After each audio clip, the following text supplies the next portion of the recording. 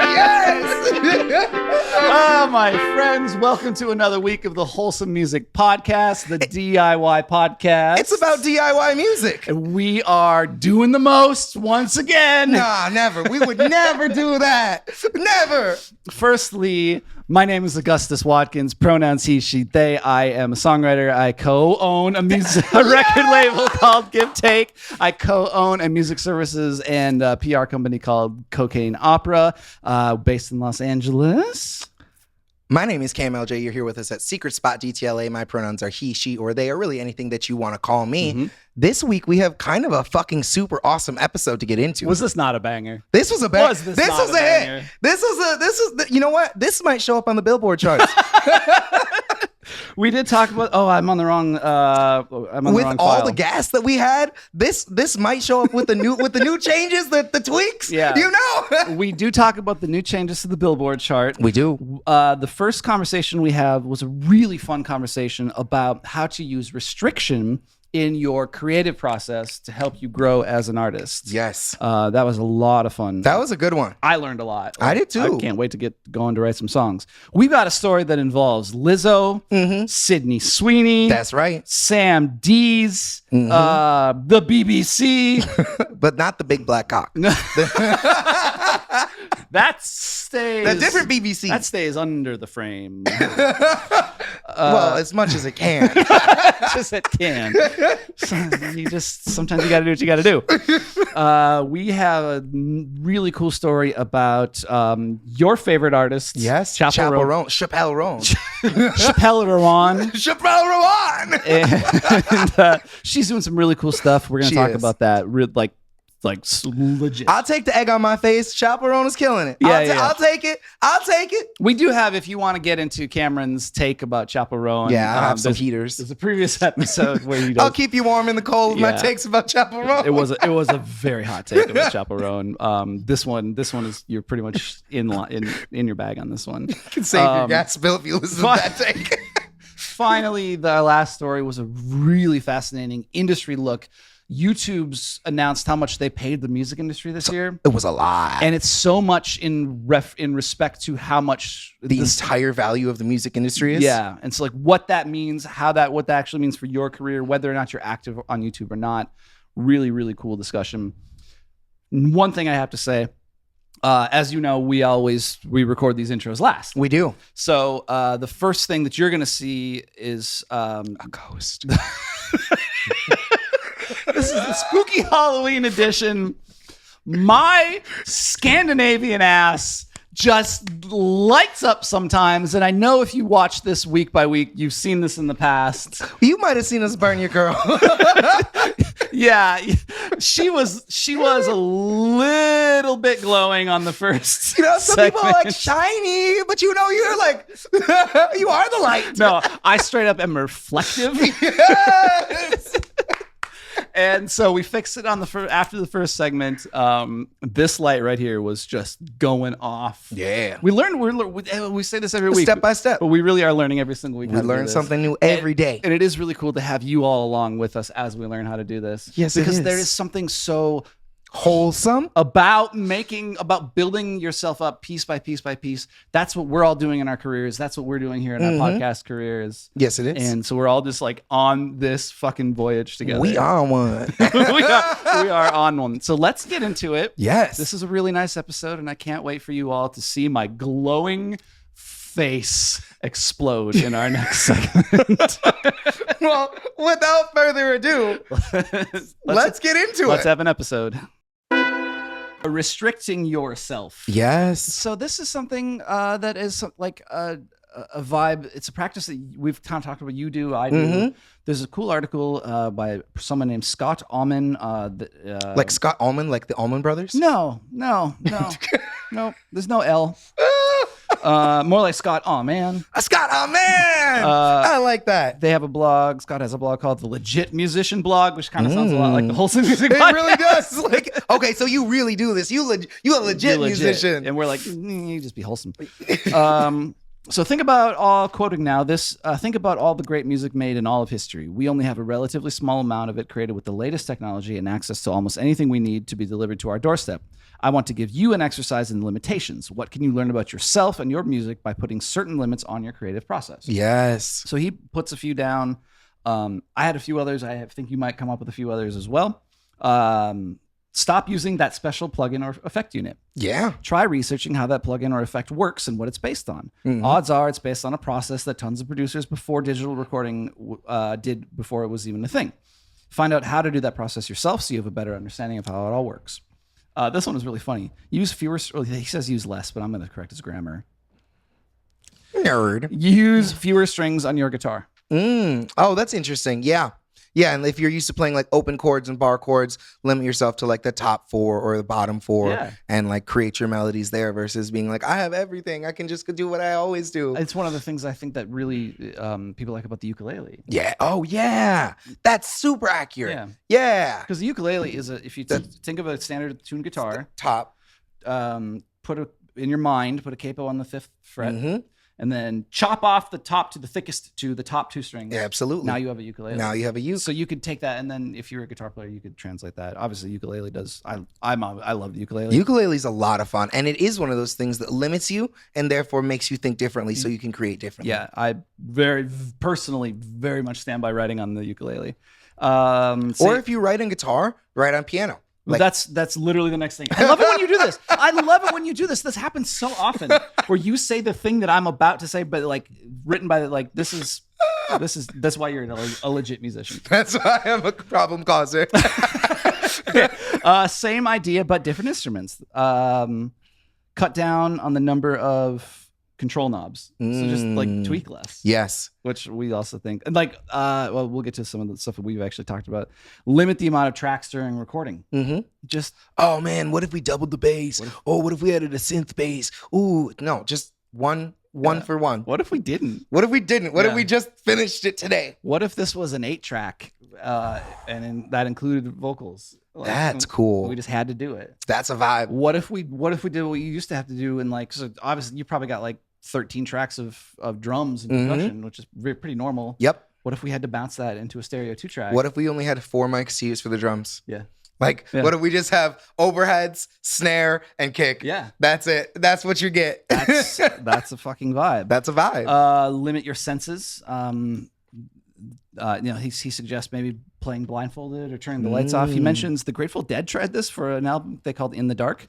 They recorded in a dark venue to try to create the magic that they experienced on a live dark stage. I've heard another theory of this, which is do a lot of drugs when you put you in a whole different place. You're like, whoa, bro, no idea. Whoa, I never thought about it like this. Specifically if you're the Grateful Dead. Yeah. You can do a whole lot of LSD. And think differently.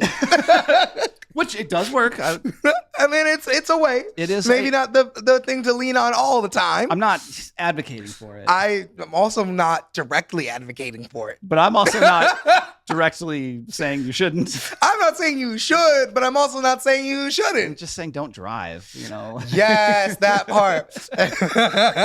Other than that, your mileage may vary. Do it at home when you're not in the session, Exactly. So here's a couple ones that, one of the ones that I do like to do is remove a beat.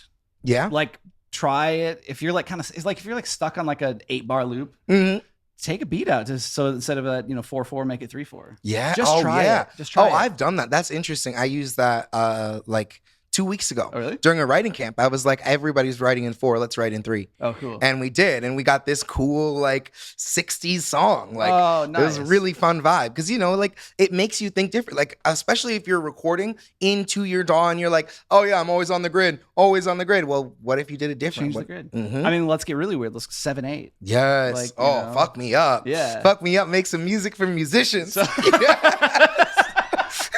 I do love music for musicians. Yes. It's a problem. It's a good problem. I have been told more than once that I make music for musicians, and I don't do a lot. No, you make music for real people. You make music for real people. As I've grown, I think I've learned to get a little more. Ironically, to get less sophisticated. Yes, yeah. Which is a practice. It really is. We could get into that's another thing we could get into another time. That thing. What are some things that you like to do to remove or to cut out or to eliminate in your writing practice? Some things I like to remove when I'm writing are like Or limitations you like to put on yourself? time. Time. Oh, This wow. has to be done at this point. This is done at the end of this session. And if it's not done, then too bad. Wow. Like that time limitation is one of my favorites because it forces you to, okay, I don't care if this is perfect or not. We got to get it done. We got to get it through it. So time limitation is one of my favorites. I have to just say that's fucking bold. I mean, really, that's a great one because how easy to do. It's on a session. I'll have time. I'll pull it up later. No, finish it. Yeah. Finish it. Yeah. I think Ed Sheeran actually like preaches this too. Okay. He's like, if you finish every song that you write, I think it's Ed Sheeran and Benny Blanco who quoted that he was told this by Ed Sheeran. He's like, if you like everyone starts writing a song, right? Yeah. But if you force yourself to finish the song, you get through the bad songs faster. Yeah. Get to the good songs faster. Yeah. Get through the bad. To the good songs faster. I actually had a question. Why do you think this method of limitation works? I think it puts your brain, it forces you to kind of like work towards a problem in a different way. Yeah. There's a saying that to someone with a hammer, everything looks like a nail. Yes. And so if you like, I think it just puts a hammer in your hand to extend the metaphor. Yeah. It puts a hammer in your hand. Now you can find nails. If you're just kind of sitting there like, well, what am I, how do I get a second verse? How do I blah, blah, blah. You can, instead of really searching for that, it's like, now I have a thing. I'm taking a beat out. I'm having a thing. I have to be done in an hour. I have a thing. I'm going to do it blindfolded. And that like instantly puts a solution in your hand that now you can then use working towards your piece. It kind of eliminates that decision fatigue, right? That sense of like, oh, I could do anything. I could play any chord here. We could do anything. Like even when you limit yourself by being like, we're writing this in C major. Well, there are certain chords you can't use. Yeah. You're not going to be using an F sharp, right, like that's just not going to be in your key center in C major unless you want something super dissonant. I do like a good borrow chord, but like that's way out there. But but like that's another one I think that I would put on my list is don't change chords. Yeah. Oh, interesting. Like a one chord song? Yeah, or just like a one loop song?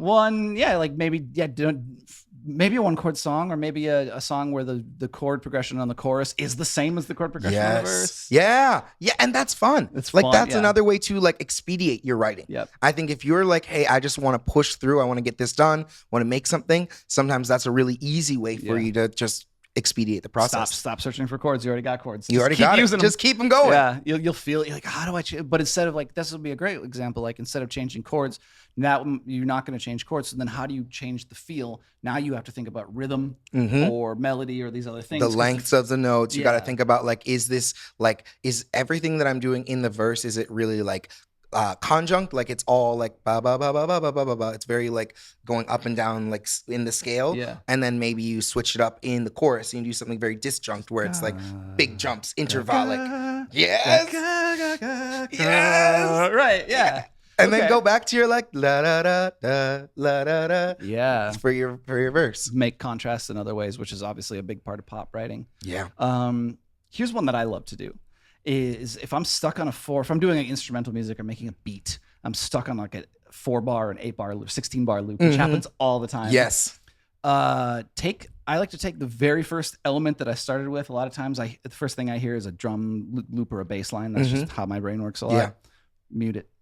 Ooh. And then play it back and just see where it takes you. See where that goes. Or like high pass something or low pass something to like take the information out. Yeah. Like just and see what's left. Yeah. See what remains. I like that. I really like that. I think that's also a really good production tip too. Yeah. Is if you've got a song that you've already written the verse, the chorus, the bridge, you're already good. You've got your structure, but it feels flat. That's one of the first things I'm doing is if you give me, you're like, hey, bro, mix this, make it better for me, produce this for me. First thing I'm going to do is find places to cut out. Remove. Oh, yeah. And I can't tell you how many times like that technique that you've talked about that I've used is like, in the end, the first thing that I saw, or what I thought was the primary heartbeat of the song is the thing that is superfluous. Yeah. You don't need it. Oh, I'm like patently a melody first person. Yeah. Like I'm like, oh, I'm going to figure out like this guitar melody and base the entire thing off of this first melody. Yeah, and we've written that way. Yeah, yeah. And sometimes like I'll just pull that thing out. Yep. Sometimes that's just like, cool, that's where we started, but that's not where it's going. Yeah. Like, so I'm a big fan of that. This is something that's a lot more relevant in modern music, but like, don't do a second verse. You know, pop music is so Change short your structure. now. Yeah. Like we're so used to writing verse, chorus, bridge, chorus, out. Or some variation of that. You just like verse, chorus, out. I mean, can you? Or you could go like write an ABA song. Yep. Like verse with your tag at the end, back to the verse, tag at the end. Like you could do something that's AAA, like keeps the same form the entire way. Yeah. I write a lot, by the way. Like that's something I end up doing a lot. Is I write a lot of like, one of the things that happens is I write like AAA, and then I'll find a B part later, and then I do a classic AABA scheme. Yep. And like that ends up being a pretty common way for me to. I think the most common thing is like bridge failure. You know, because I think most of the time we can get an A section and a B section, but getting something that feels like a new C content, it can feel like the biggest challenge. It's like, well, I got these two parts; they work together. What else can we do? Yeah. So one thing that we're kind of suggesting here is don't. Yeah, don't. Which is an option. Don't do a bridge. You like take your worst line, cut it. I've done that, right? Yeah. You got a song and you're rework? Yeah. Yes. One of the best, I think, limitations is like going in and taking something you're working on and doing it for someone else. So if you're usually writing for you, challenge yourself, be like, I'm writing for somebody else. Yep. Totally different thing. Like put myself in a whole new realm. And now you're not like thinking like, does this sound good for my voice? Is this something I would say? Yeah. Like, and you can either write like for a friend or like someone local or somebody else in your band, or like we were talking a little bit, like sometimes like I'll confess something here. I'm ready. Lay it on. Sometimes I write for Dua Lipa. Yes. Yes. I just think like I've never pitched a song to Dua Lipa. It's fucking fun music. But it's really fun. And I think she's a really sophisticated, interesting, cool writer. And so like if I'm stuck on a song lately, it's like there's been a lot of artists over the years, but like lately, like the one that I'm like, you know what? Gravitating towards. I'm a little stuck on something. Then in my head, I'm like, okay, now I'm pitching this song to Dua Lipa. What do I need to do to pitch this to make this a Dua Lipa song? Yes. Yeah, I like that. Which is a cool limitation. Yeah. And it could be any artist. It creates like a new headspace for you to work in. Yeah. It's just that, like, again, it's just like now you've got like a different hammer in your hand, so you see different new nails. Yeah. I love that. Right. That's anything else we want to add to that? I think that's a wrap. That's a wrap. So that's beautiful. Get out there and write some songs, people. Yes. Yes. So, after months of the same songs on the Hot 100, Billboard tweaks its rules. So, do you follow the Hot 100? A little bit. There's been this thing. I don't. There's been this thing, and maybe you've noticed it, where like it's the same songs. It's for a long time. Yeah. For a super, super long time. It was like a Teddy Swim song that has been on the Hot 100 for 2 years. Yeah. I should know the song, and I don't. Lose Control. Lose control. Oh, that song. Yeah. You get interpolation. YouTube credit, like this is for. that was so spot on that we're probably gonna get a copyright strike for that. No, this is fair use. Fair use. It's fair fucking use. This is fair use. Sergey. All right. Billboard. So, and what's happened is because streaming has broken the Billboard 100. Yeah, because we didn't used to count streaming. Like I was just hearing about this. The first person to benefit from this was Sean Kingston. Oh, okay. You remember Sean? No. He had a bunch of songs in the early 2010s, like 2008, 2009. Okay. One was like Beautiful Girls. Yeah. Then he had like a number of songs, and he was on this record label called Beluga Heights. But he was the first artist to ever. He has 2 number ones that in this day wouldn't be number one. Okay. But it was because he was the first artist to be able to capitalize on his songs going to streaming. And capitalizing and getting those towards his chart position. So the new tweak. He's also in prison right now. Just Say hey to David while you're in there, buddy. not yet. We're still waiting on the arrest. All right. So what has happened is that, they describe it as a doom loop because we know that Spotify and the other streaming services want to serve you the songs that it already knows you like. Of course. So when a song sort of breaks out, for instance, like Lose Control, and then people search it out, they like it, there's data that suggests this is a really popular song. The streaming services then continue to reserve the song. Yep. They don't have the same incentive. The streaming services incentive is engagement. Yeah, and to keep you on the platform for the longest amount of time, that means I want to serve you the music you want to listen to the whole thing. I don't want to take a risk on serving you something I don't know if you like. Yeah. Why would I do that? That's crazy. I'm going to serve you songs that hopefully are already in your like playlist, or at least are very similar to the songs that are in your like playlist. That we know that people like you already listen to. Yes.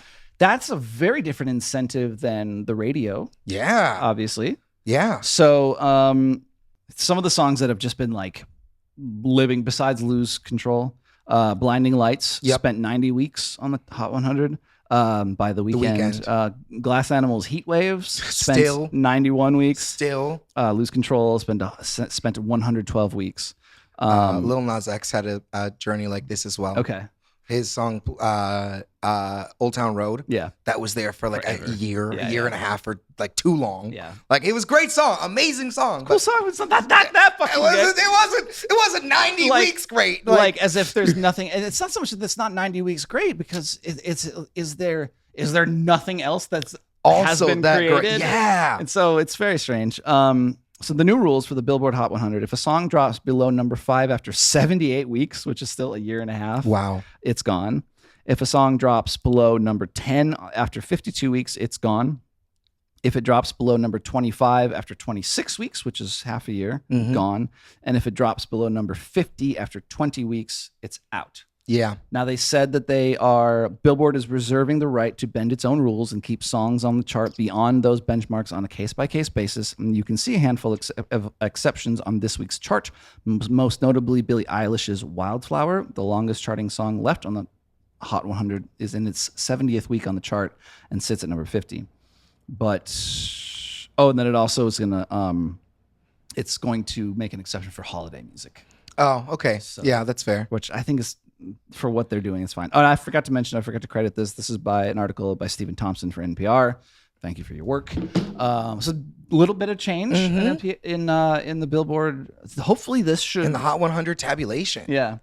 I think, there's some pros and cons here. I think it's interesting how one thing that like we talk about is songs coming back, right? Yeah. So people's catalogs who are having a moment, who maybe haven't had a moment in 10 years or 5 years or longer, or 20 years. And those songs then resurfacing on the charts due to like a viral moment on TikTok or like another stream-based thing. Is this something that will then affect that? I think that's where the exceptions come in, because I think they're sort of making room for like, okay, look, if some song had a big run 10 years ago and then had or 30 years ago and had a viral moment on Stranger Things, we can bring it back and let it chart. I almost think of songs, and this is something that really isn't getting tabulated in the Hot 100, but I think about things like the Rickroll. Oh, yeah. I think about things that you are hearing all the time. And like, how do you account for that? Like music that is just fucking ever present. I don't know if somebody is tabulating across platforms streamed songs. I don't know if you could.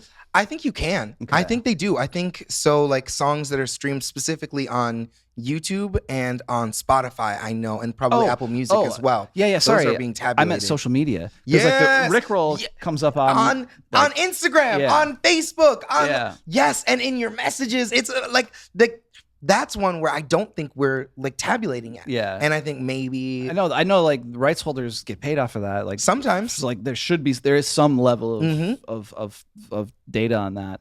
But I don't think anybody's charting to like, and I don't know if you can, because of course some like the private messages you shouldn't be able to. You shouldn't be able to track that. Well, but if it's my music, I don't care if you're sending my music in your private chat, still hit me with a check. But if that goes and hits a streaming service, look, if I'm like sending you a WAV file of Yeah. Rickroll, which I should do now just to piss you off, like obviously Juicy, send it to everybody. But I think but I don't think anybody like TikTok has charts and then Instagram I do see offers their own charts, but I don't think anybody's like going across all the social media platforms and tabulating and doing anything like that. I wonder if anybody's got an incentive to do that or any reason to do that. I would be curious. I don't know the answer. Yeah, I just think it's another area where like the Billboard charts are going to continue to evolve and grow throughout. Like since our start, they've grown and they're going to keep growing. And I think like, look, artists are going to make money and find their audiences in new ways. And we need to be able to find ways to like tabulate and account for those things. Yeah. This move that we were talking about, the new Billboard move.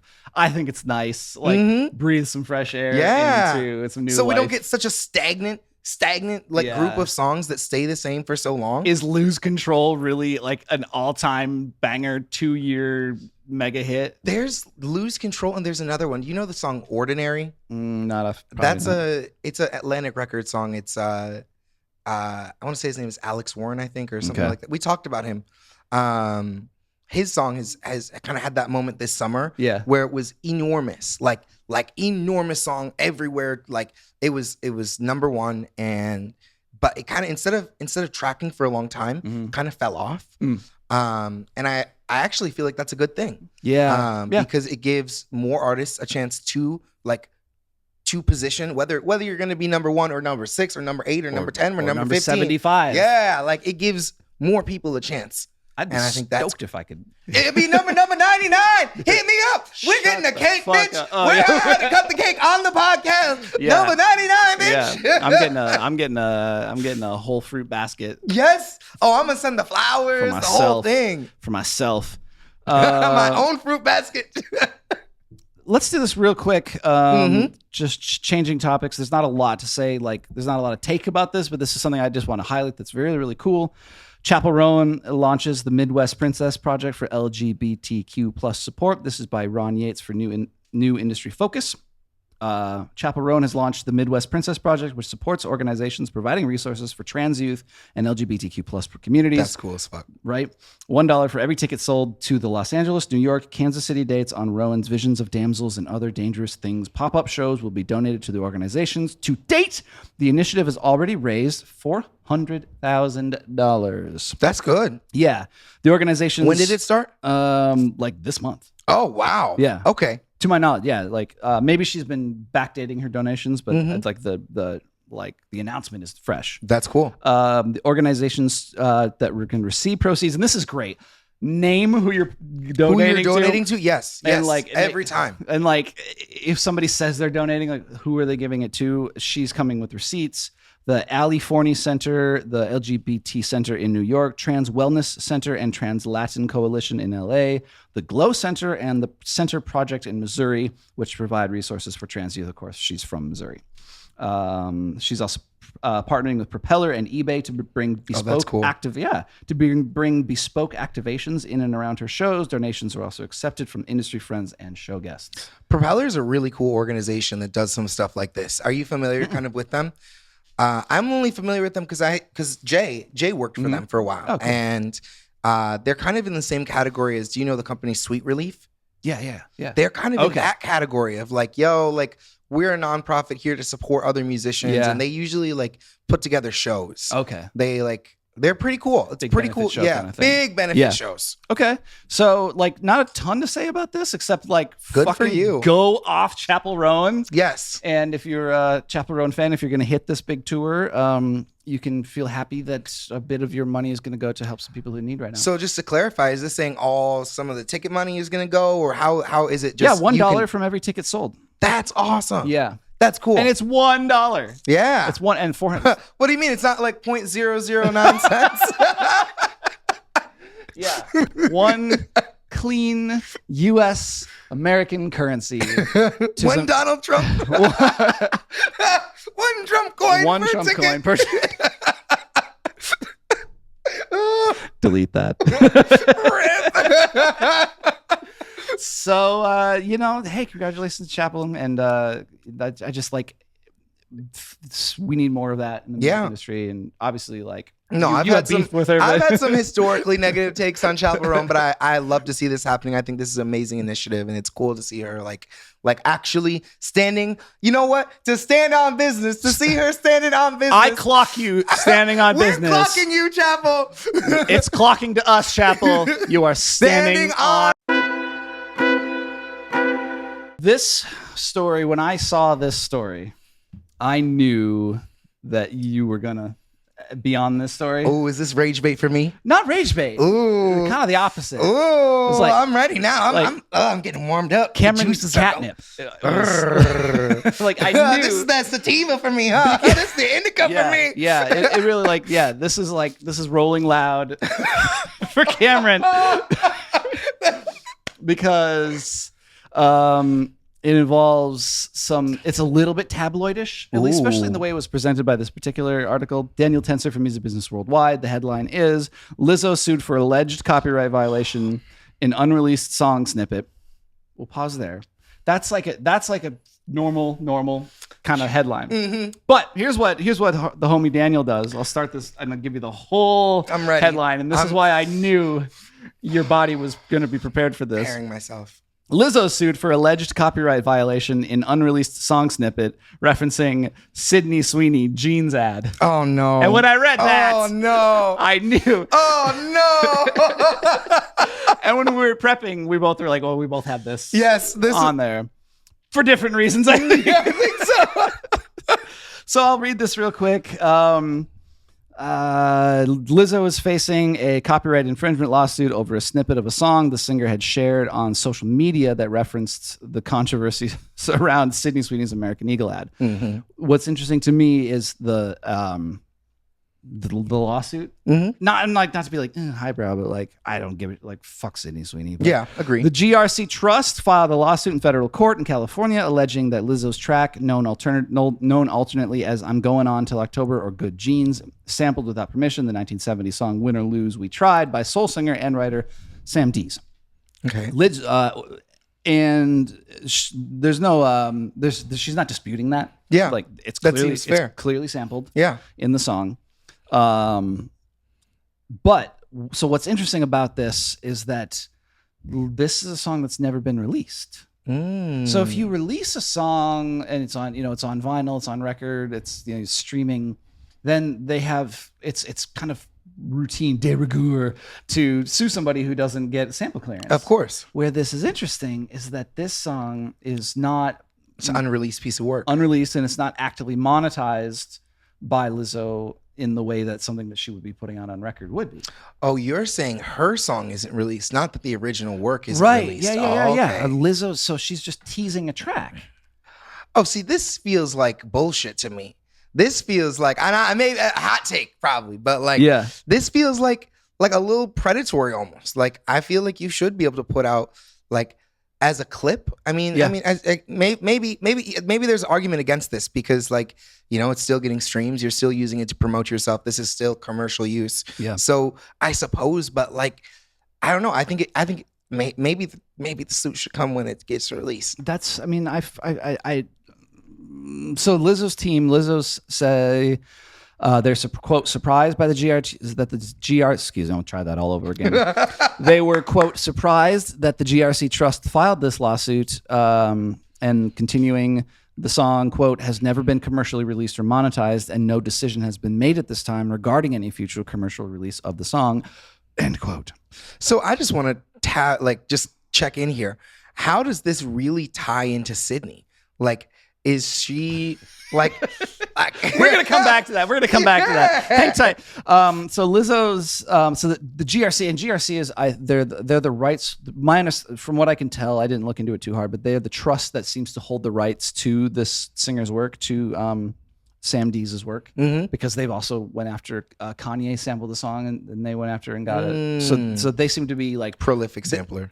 Yeah. So their GRC is protecting the rights like of their copyrighted work. This is just a little sidetrack, but it could be a really interesting thing for us to dive into in the future. Is that's an entire separate world, right? Of people who are, I'm only interested in being a rights holder. I'm really in the music industry because I want to buy buy rights and I want to like treat music kind of like a Property. stock. Yeah. Like an investment piece. Yeah. You know, like your catalog. Look, Augustus, your catalog isn't worth much now, but like you're really popping off at these aux cord open mics. I'll buy it right now for $10K.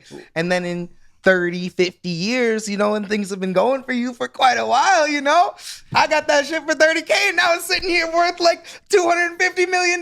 That's a great come up. That's a year-over-year investment for me. We've talked about it a little bit, but we should do a segment on that and talk about a little bit more about that. I just tapped out of my note. There we go. So the GRC's kind of counterpoint to all this is what they say, and this would be the counterpoint to you, is that Lizzo and Atlantic have already, quote, have obtained profits they would not have realized but for their infringement of GRC's rights in the composition. As such, GRC is entitled to disgorgement of defendants' profits attributable to defendants' infringement in an amount to be established at the trial. This is going to be a little bit of money. A very small amount of money. I feel like the only money that you'll be able to claim in this situation until the song is released is whatever you made from that particular piece of content that was released. And if it's on TikTok or on Instagram, even at Lizzo, I doubt. Well, one of the things that I doubt that you're like, what money is like Lizzo, I promise you, like even if there's some money that's coming into her account because she's a big enough follower. Yeah, oh, absolutely. Like, this song is not Lizzo's song is not what's changing the game. The press is honestly bigger. Like this covering, like Lizzo's been having a hard time. Yeah. Lizzo has had probably like 5 lawsuits in the last year. Yeah, and they talked about this too. Yeah. Yeah, and so it's like, I mean. It's kind of a David situation almost. Like, but this shit is almost good for you at this point because at least they talking about you, girl. They get and they're talking about your music finally, rather than like how you like sexually assaulted your and you were mean to your girl dancers. Okay. So I think though the GRC will have a little bit of leverage. The rights holders will have a little bit of leverage about this because if Lizzo does want to drop this, assuming she wants to drop this song. Now, in this negotiation, they would have a little bit of leverage over the licensing that she does need to do. Yeah. And as we discussed when we talked about this in a previous episode, the sampling, there's no set rate, right? No. Like it's negotiated. So now, you got some if leverage. she wants to drop this song, the leverage that GRC has is they can say, well, you have already, like, if you want to be able to license the song to create a cultural moment with it to release, you're gonna have to go through us, and so now we're gonna need to get a little bit on the top because of your social media thing. So I think there's probably, like, from a monetary perspective, probably a pretty good move. I think if it were, I want to know your opinion here too. If it were me, I probably just wouldn't release the song. Well, it depends on if it's gonna be like, I mean, if it's like Truth Hurts, you're gonna pay what it. Yeah, that's true. You're gonna pay whatever it costs. Yeah. But if it's, which is why I think, like, what's interesting to me about this is I don't know that we've seen a lot of examples of huge pop stars at the level that Lizzo is, who are dropping songs on social media to teasing songs to like do that to do the data driven fan test thing. That's like, for an artist of her size to do that, I think Bieber did that. Did he? Yeah, with this with the Swag record, they were like clips of him in like a karaoke bar, singing the songs, like, which is kind of weird. Yeah, but hey, promote how you promote. Bieber's kind of weird. So. Yeah, Bieber's a strange one. Yeah, but no, I think it's an interesting thing. You know, like, it's the changing music industry. I'd say do it. Yeah, I'd say do it. I mean, obviously, if there's a special interest like this, if this is a song that has like copyrighted work, something that isn't cleared, like, that's definitely, like, even if your song contains like a unique splice sample, I would hesitate to release early because, like, look, everybody can get that. Yeah. Like, why at least, and I guess we'd have to dive a little deeper here is know, like, was this song copywritten before it was, even though it wasn't released, is there already, like, has this gone through? Has been registered. And, well, yeah, that's a great question. Licensed. Yeah, because then if she's making any money off of it, it would have to be, even if she's going to get that little bit. Well, maybe not though, right? Because if I put it in and I'm making money on YouTube ad revenue, that has nothing, like, obviously this probably isn't living on YouTube. And that's probably not what Lizzo's doing. But if let's just say you and I made a song and then we put it out on YouTube, and we didn't like properly release the song. Yeah. We just like dropped a YouTube video and we were like singing the song together. Yep. And it's got like a billion sample, streams. and it's got a reference or a sample from Sam D's. Mm-hmm. Yeah. Then I think what would be weird is like the song is out in the world, but it isn't registered yet. Right. And so the money that's being collected is probably the money on like the ads that are being served versus like the money from the music versus like actually collecting your copyright. Yeah. Because it's not registered anymore. And I would think that if you are, GRC or, the rights holder for Sam D's catalog. You probably don't care because money's being made. Well, but like you'd care in the sense that you'd want to get your cut of that. Yeah. And would you want, then I think you would probably want for it to be released. I would think, but their attitude might just be like it is pay released. Me no matter what. It's already out. But it's not. I just think this is a really. Now we need to get a court. Now we need to get a judge. Now they got to go to court. It's not out. So this, I think that's what I'm interested in. Is like this story. I think is a really interesting new wrinkle in how like rights holders are going to have leverage. Have to navigate. Yeah. So. Just real quickly to get to the Sydney Sweeney stuff. Basically, hit me with those jeans. Lizzo circulated. The track gained attention in part through its reference to Sydney Sweeney's appearance as a model for the jeans company American Eagle. Yes. Lizzo's track included the lyrics, and I quote, "Bitch, I got good jeans like I'm Sydney." And it was circulated alongside a video of Lizzo washing a Porsche in cutoff jeans and a denim top. According to the news reports, the track has disappeared from Lizzo's social account, so she's at least taken it down. That's really interesting. Like, I feel like Sydney Sweeney should really just bow out of this conversation because, like, she has nothing to do with it. Yeah. It's just like, it just showed up in the headline. Yeah. And I was like, what? But it really, to me, it's classic clickbait. But it's an interesting story, but like, we're nerds. I think it's a super interesting story. I think like, Sydney Sweeney really doesn't have any part Anything of this, like other than the fact that I think it might have done well, like if the song had come out. And honestly, I think this is a fun thing for us to explore. Is like, hey, what if I don't want to put out a whole song? What if I just want to do like a clip to capitalize on this moment? That's right. Like, I don't necessarily, maybe Lizzo doesn't actually really want this song to go out. Like, maybe this isn't something that she's like, this should be a part of my catalog. Right. She's like, this is a way for me to capitalize on this viral moment. This cultural moment. Yeah. That isn't big enough for me to put my name on is part of my like official oeuvre. Yeah. I just think that's cool. That's a really interesting place we're in. Yeah. A lot of cool little like ins and outs and what have yous on this. What's going on? So we're gonna take a quick break. We're gonna turn around, and then you've got some stories. And what did we touch on? Oh, we're gonna talk about some streaming revenue stuff. We're gonna talk a little bit about some streams, about So we talked about like this thing about Lizzo making some money off of streams. We're gonna dive into a little bit more detail about the YouTube side of the music industry. Yeah, we're gonna do a little quick dive into that. So.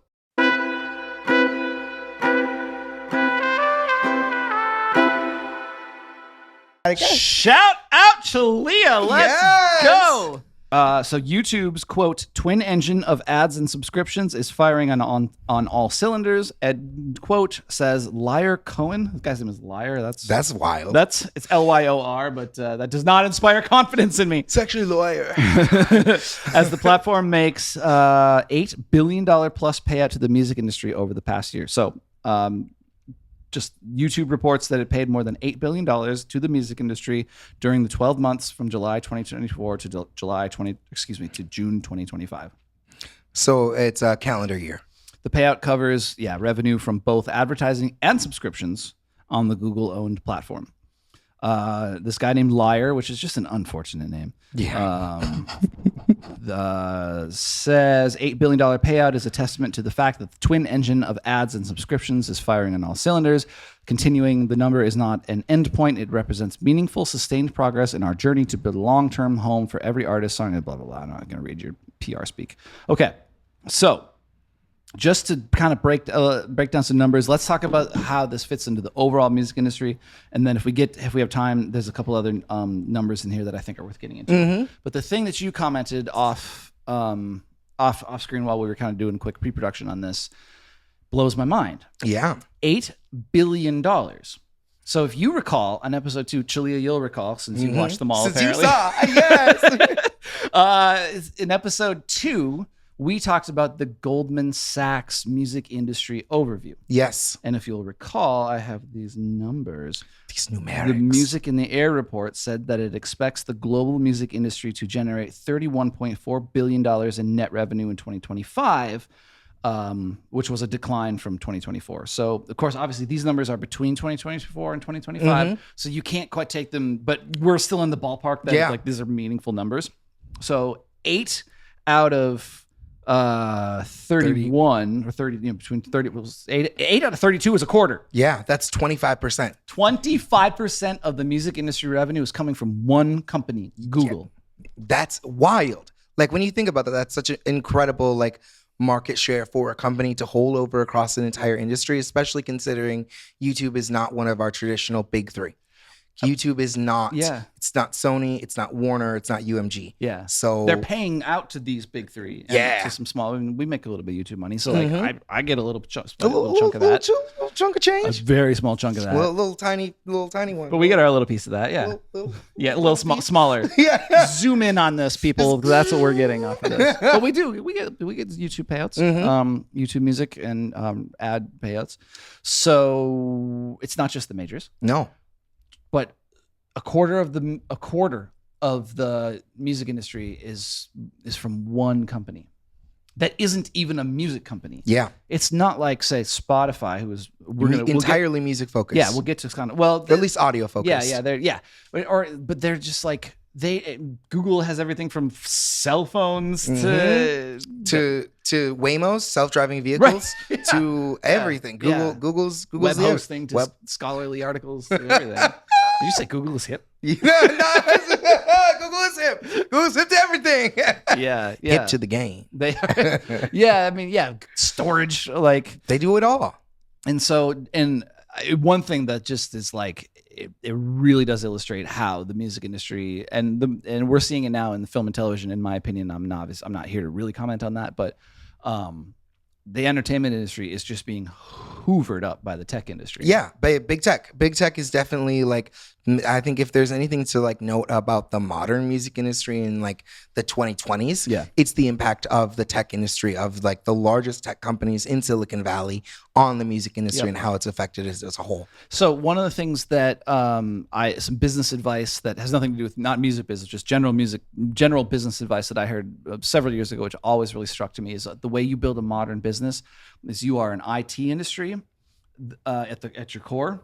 And then whatever else your business actually does sits on top of an IT industry. But because the internet and digital infrastructure there's very, very, very few companies that can kind of that can thrive without a thriving digital infrastructure. I think this was super true, but I think it's less true now because I think what everyone wants to be now is an AI company. But everybody wants to be. That's my point. Yeah, that's like building your software as a service company, whether it's an AI company, whether it's like whatever you do, like if you're a camera rental company, how are you? So you think like, oh, you have to come and pick up an object and then take it and then return it, but everything that you're going to do is going to rely on IT, from taking payments to scheduling rentals to tracking rentals to advertising your services. So like these companies, the point I want to make is that these companies have wrapped themselves around the entire economy. Yeah, I think like the tech industry is where we saw the largest investments for like all from like 2010 to like to the pandemic, to when things kind of crashed, so the bull market ended, when when it cost more to get free money. Yeah. So after that, before that, like as long as your company was kind of in that tech space, is a much safer bet, because I don't want to invest in your physical business. That's a loss. That's crazy. That's stupid loss. Thank you for playing. Yeah. Thank you for your pitch. No. And I think the music industry has pretty much figured that out. Yeah. The big players have figured that out, that like you're not really playing with the old rules anymore. You are playing in a world where content is delivered, therefore contingent upon big tech. Yes, absolutely. Yeah, the music industry is very much like a subsidiary of big tech at this point. So the title, let's see. Spotify paid out 10 billion last year. So they're the biggest payout. But not by a lot.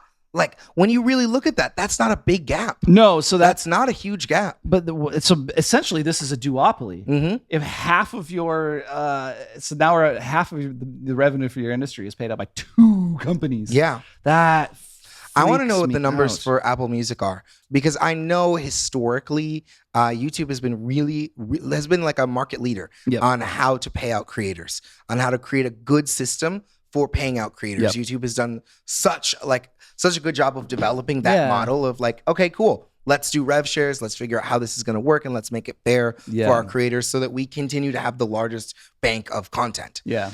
I think Apple Music maybe doesn't have that same incentive because it's Apple, and Apple really isn't. Apple's place in the tech industry is different than someone like Google or someone like Spotify. I think Spotify is a better example because Spotify is so dependent on like the entertainment industry. Yeah. What's the word? Mind share.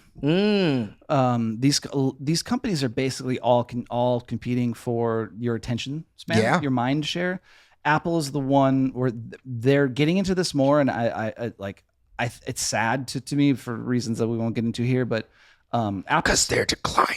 well, the Apple sells hardware, Yeah, they used to. and they still do. It's not what their most of their money comes from. It though. still is. It's still no, it is. No. Yeah. The Apple App Store makes up for 30% of the revenue just on fees. Yeah, but the iPhone is The iPhone is Still- the largest sales marker. Like it's selling the most volume, but Yeah. it isn't making up for the most money. I think we'd have to check on that, but I'm pretty sure that the revenue is still coming out of iPhone. At any rate, they're still a hardware company, and whereas all these other tech companies, the Netflixes, the Googles, the TikToks, their job is they're all competing for your, and the Spotify's, they're all competing for your attention. Apple Music is competing for your attention. The iPhone generates just over 50% of Apple's total revenue, making it the company's largest single product segment. Okay, so they're still relying on hardware, but increasingly they're trying to build out their digital Their services. their services portfolio. That's definitely like the next biggest thing for them. Yeah, definitely. So that's like I didn't realize it was still they make that much. so much fucking money. That's wild. Let me print the retraction real quick. So like how do we apply this now? Like how do we kind of, actionize this? That's not a word. How do we we can actionize How that do we shit. actionize this to What are our next action steps? what do we like as indie artists? I think Be on YouTube. Take advantage of all of the other places. Like Yeah. be everywhere you can. Don't think of your music as like a monolith anymore. Like you can put your music everywhere. Yep. Please have it as many places as possible. And sometimes those places are going to be beneficial and sometimes they're not.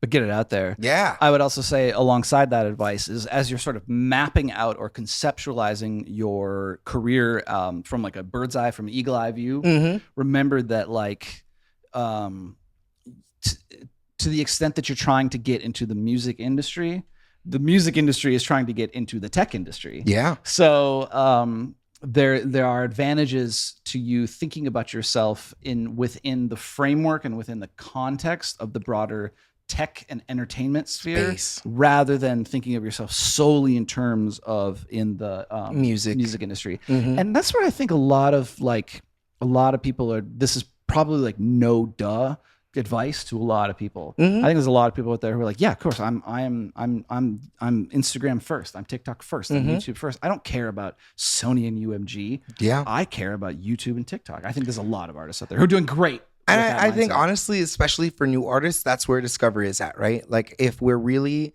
I think someday we should have like a whole day of about just discovery. Yeah. About just discovery. Like, hey, brand new artist, where do I go? What's the best platform for discovery? Why would I use one platform versus the other? And I think it's pretty common sense to a lot of people, but I think like different parts, like whether you're using like a platform like Spotify for discovery, Yep. or like to literally listen to your music. All I want to do is listen to your songs. I don't want to know about you. I don't want to know about like what you were doing on Tuesday. I don't want to find out about your personality. I just want to hear this goddamn song. Yeah. That's one form of discovery. You know and what's wild is that concept used to be something that the music industry did. Yeah. And they just do not anymore. No. So they have completely handed the reins of that over to the tech industry. Well, I think it makes sense because we've got this like, I want to call it like fan acquisition. Mm-hmm.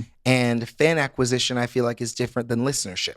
Like fan acquisition is how do I get someone to fall in love with me? We've done some past segments discussions on the funnel. Yeah. You're talking about that. Yes. Mm-hmm. And that's kind of what I'm talking about is like different parts of your funnel, right? Like at least for new artists, I think a huge part of your funnel should just be your personality. Should be you explaining why do you care about this stuff? Why are you doing it? Like, why are you going to the studio and recording songs? What does that mean to you? What makes you want to go do that stuff? And then I can get invested and then I can go listen to the song. Yeah. Yeah. So a lot of really cool stuff to chew on there. Of course, nom. We'll put the link to that in the website. We got one more segment, or is this going to be it for us? I think this is a wrap. I think that's it for us then. That's everything we have for you this week. Okay, we're going to take a break and close this bitch out. That's right. Okay. That, my friends, has been another episode of the Wholesome Music Podcast. That's right. Is this episode 19? This is episode 19. Sweet 19. Number 19. We have been doing this for 19 whole ass weeks. We have. Thank you guys so much. Thank you all so much for listening and watching and joining us as we do this. Mm-hmm. The numbers have been up, and that's been really exciting for us. Growth. Thank you. Step by step. Thank you for those. There's people who I see regularly who share every week. Mm-hmm. King David, thank you. I see you sharing every week. Shout out to the homies. Shout out to the real ones. Yeah. Shout out to the day ones. Yeah. Shout out to the day ones Yes. who are out there. Of course, we are on Instagram and TikTok. It really depends on week to week. Like I make clips. Mm-hmm. Depends on week to week whether I have time. But they're getting out there. You're seeing it. Yeah. So thank you for people who are resharing those and engaging with those. Thank you who have joined us. To the people who have joined us because you saw a clip. We are happy to have you here. Yes, we are. We do this every single week. We are the DIY podcast about DIY music. That's right. It is just the two of us making this happen. There's actually 6 producers behind there, and there's a video team, and then we have editors, and actually there's a whole actually no, that's actually just each one of our hats. Yeah. There's actually a video person. There's an audio person. And then there's an editor too. There's an editor. There's a social media person. Yeah. There's a clips. There's a person who finds stories. There's another person who finds stories. And then there's an editor who like searches through this. Yeah. There's a person who has a studio that we use. Yeah, we got to rent out the location. Yeah. And then we have a lighting professional. Yeah. Who, by the way, is getting fired after this episode. After this is over. Sorry about that first segment. We are out here doing this. So really, I just I love doing this with you. I love doing this for you and with I you hate all. doing this with you. This is the last one. Oh my God. Fuck. Thank God it's over. And you really you stepped on the lead because that's where I was going with this. Is that again? This is I did it again. This has been our very last episode of the Wholesome Music Podcast because Cameron hates me. Cameron hates you. Everybody, I hate myself. Not true. Thank you for joining us. We will see you next week. And is there anything else we need to announce before we fuck off? No, I think the only thing I need to remind you to do is to like, to share, subscribe, and to leave a comment. Yes. Yeah, thank you. And for those of you who've been sending stories, thank you for doing that. We will see you next week. We will. Okay. Intro. Unless we don't.